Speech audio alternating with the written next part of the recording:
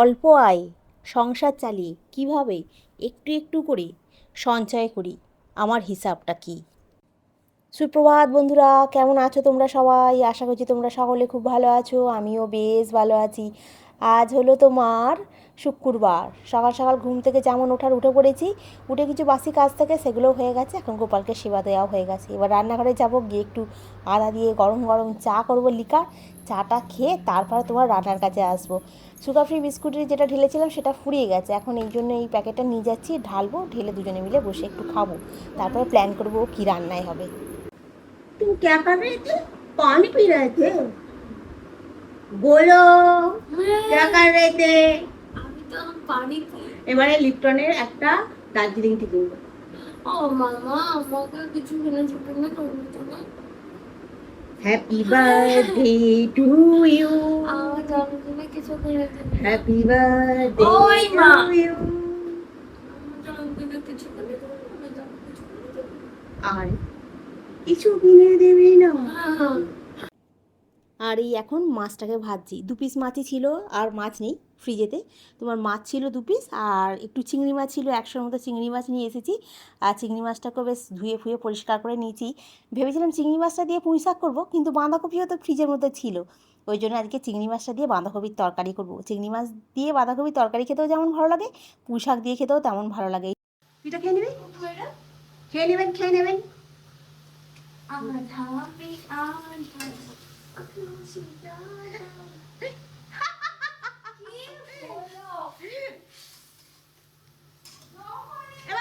ফ্রিজে একটু ধনে পাতা আছে, বার করে দিই টক করে।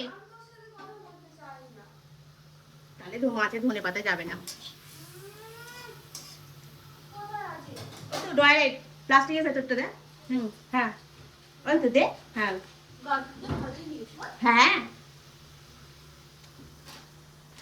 ধনে পাতা ঠিক আছে, তুই যা।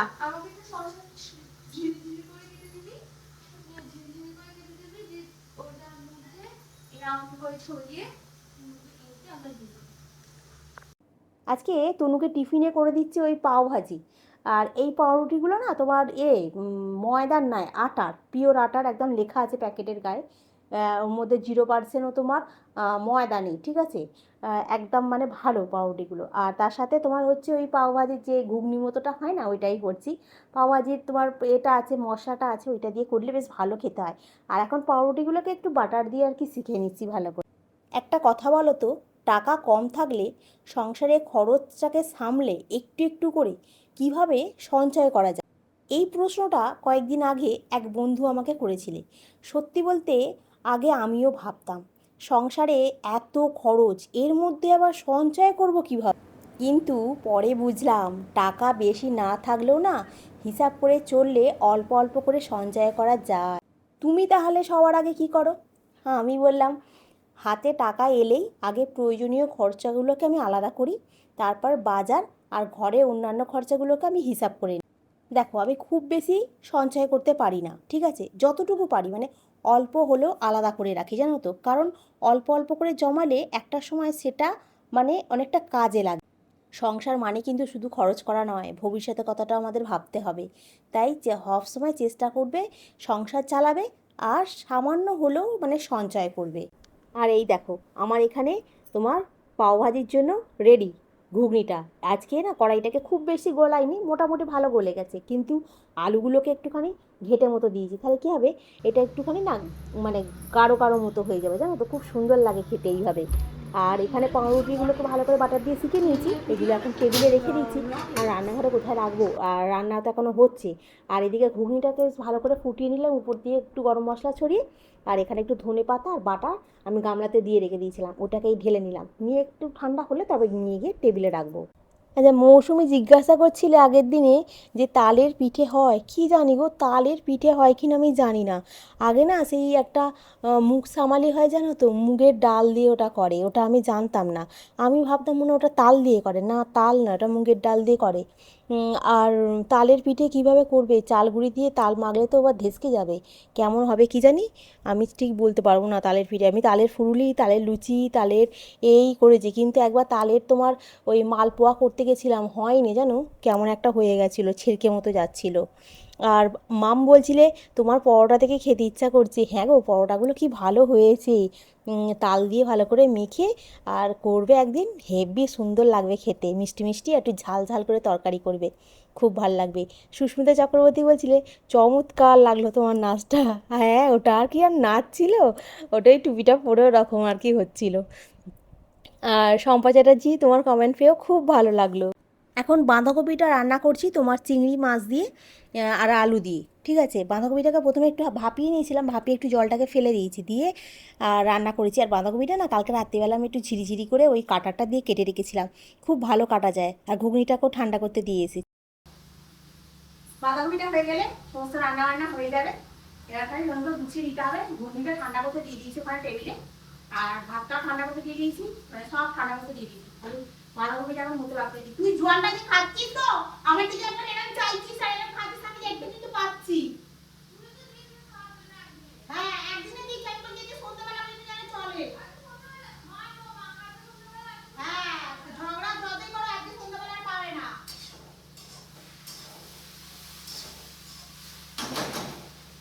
তো কি আগে বলতে গেলাম, এই ডাল আমি ভুলে গেলাম, পরে মনে করলে বলবো। আজকের ওয়েদারটা বেশ সুন্দর না, বেশ রোদ ঝলমল, একদম সকাল সকাল রোদ্দুর উঠে গেছে, আকাশটা একদম বেশ পরিষ্কার। কালকে সমস্ত গোপালের জামা কাপড়গুলো সব ধুয়ে দিয়েছিলাম, একদিন ছাড়া ছাড়া ধুই তো, আজকে সব শুকনো হয়ে গেছে। কালকে একটা গাছে ফুল ফুটেছিল, আজকে একটা গাছেও ফুল ফোটেনি। টগর গাছে আবার কুড়ি উঠেছে, কিন্তু আবার কবে ফুল ফোটে। রান্না হয়ে গেছে, মুখটা একদম পুরো ঘেমে চান। তো চলো আমাদের আজকে কি রান্না হলো সেটাই তোমাদেরকে দেখাই। বাঁধাকপি তরকারিটা এখনো তোমার টেবিলে নিয়ে আসিনি, ঠিক আছে। বাঁধাকপি তরকারিটা খুব গরম তো, এই সবে মাত্র নামিয়েছি। তো এবার আলমারি খুলে কি করছিস, তোকে কিছু না কিছু করতেই হবে না সারাক্ষণ, আমি যখনই দেখবো চোখটা এরা ব্যাস কিছু না কিছু করছিসই তুই। আমি বন্ধুদের দেখাবো কি রান্না হলো, তুই দরজাটা দেখছিস কি বলে, নিশ্চয়ই যদি আমার জামা কাপড় খোঁজার জন্য ছটফট করছিস, আমি বুঝতেই পেরেছি। সর সর তুই, বাজে মেয়েটা করতে পারে। হ্যাঁ যখনই আসো তখনই তোকে তো দেখতে পাবো আমি। এই যে তোমার হয়েছে এই যে ঘুগনি, এইটা দিয়ে খাবে বলে, আর এই হয়েছে এখানে মাছের ঝাল, আর এই হয়েছে ভাত। তুই কি খুঁজছিস আমাকে একটু বলবি? জামা আমি কালকে সেই তালটা মেখে ছিলাম না, কি করে দিয়েছি, বেশি ভাজা হয়ে গেল আমি খুলে দিই, তো সেই জন্য তালের এটা রয়েছে আর একটু আছে। সন্ধ্যাবেলা যদি ঘুগনিটা পাউডার দিয়ে তনু খা, তাহলে আমি ওটা খাবো, করে নেবো আরেকবার গরম গরম। আর এখন দুটো করলাম, ওই ঘুগনিটা দিয়ে খাবো। ঘুগনি বলতে কি আজকে ঘুগনি হয়েছে, খালি পাও ভাজির মশলাটা ওর মধ্যে দিয়েছি, তখন বলে কড়াইগুলো দিয়ে গলিয়ে দেবে না, গোটা গোটা রাখবো, ঠিক আছে ওই করে দিয়েছি। আর তো চলো এখন টিফিনটা খাই। আর মাম জিজ্ঞাসা করছিলে যে এই মিক্সিটা আমাকে একটু সামনে থেকে দেখাও, দাঁড়াও তোমাকে একটু মিক্সিটা সামনে থেকে দেখাই। তবে আমি একটা কথা বলবো, এই মিক্সিটাতে ব্লেন্ডার মানে ধরো একটু স্মুদি এইসব কিছু যদি বানাও তাহলে খুব সুন্দর ব্লেন্ড হয়ে যাবে। কিন্তু তুমি যদি মনে করো আর অনেকটা ধরো আদা রসুন বাড়ছো, অনেকটা মানে ধরো একটা এরকম কন্টেনারের উপরে বেটে রাখবে, তার জন্য খুব ভালো পেস্ট হয়ে যায়। কিন্তু তুমি যদি ধরো অল্প একটু আদা রসুন বাড়বে, যেমন আমি করি অল্প একটু আদা রসুন বাটি, হ্যাঁ কারণ আমাদের এখানে আদা রসুন বেটে রাখা যায় না, আমাদের এখানে অল টাইম কারেন্ট চলে যায় জানো তো।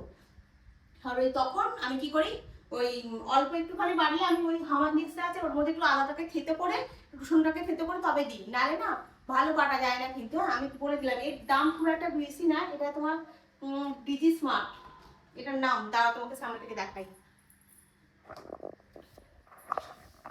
এ দেখো এটার নাম হচ্ছে তোমার ডিজি স্মার্ট, ঠিক আছে। তবে আমি বারবার বলছি এটা কিন্তু খুব একটা ভালো নয়, তখন আমি পয়সা কম ছিল বলে আমি কিনেছিলাম, ঠিক আছে, মানে মিক্সিটা আমার খারাপ হয়ে গেছে বলে। এই যে চলো আগে আমি খেয়ে নিই, ঠিক আছে, তারপরে তার কথা হবে। কারটা কি বলতে গিয়েছিলাম যেন, যদি কেনো না একটু ভালো জিনিস কেনাই ভালো, আর ওইটা কিন্তু খুব একটা মানে তোমার ভালো হবে না, মানে আমার পছন্দ নয়। ওই রকমই আর কি। আর এখানে একটুখানি ঘুগনি নেবো, রাখা আছে। আর তনু এই যে ভাত রেখে দিয়ে গেছে। ও প্রতিদিন তুমি যত ভালোই রান্না করে দাও, খালি একমাত্র ওই শ্রাবণ মাসে সোমবারে যে ভাতটা খাওয়া হয়েছিল সকালবেলা কপিসি ভাত, ওটা একদম চেটে মুটে আঙুল ফাঙুল চাটা হয়ে গেছে। বাকি রেগুলার দুটো করে এরকম ভাত রেখে দেবে। আমি কি তুই কি জামাইবাবু নাকি? স্নান হয়ে গেছে, এবার তো খেতে বসতে হবে। স্নান হয়ে গেছে অনেকক্ষণ, আর পুজো হয়ে গেছে, এবার খাবো। জামা কাপড় কিছু কেচেছিলাম, কেচে শুকনো করতে দিলাম, দিয়ে বসে বসে দেখি। আর এই এখন থালা নিয়ে চলে এসেছি, এখন ভাত বাড়বো, ঘুগনির কড়াইটাকে ফ্রিজে তুলে দেবো। আর এখানে মাছ আছে, আর এখানে তোমার বাঁধাকপি আছে, বাঁধাকপিও যা আছে অনেকটা আছে। মানে রাত্রিবেলা রুটি খেলে, পাউরুটি যদি খাওয়া হয় তাহলে ঘুগনি যা আছে হয়ে যাবে। আর বাঁধাকপি যেটা আছে চিংড়ি মাছ দিয়ে করা, সেটা আজও খাওয়া হবে, কালকেও খাওয়া যাবে। ঠিক আছে, তো চলো এখন ভাত বেড়ে নিই, ঘড়ির কাঁটা অনেক বেজে গেছে।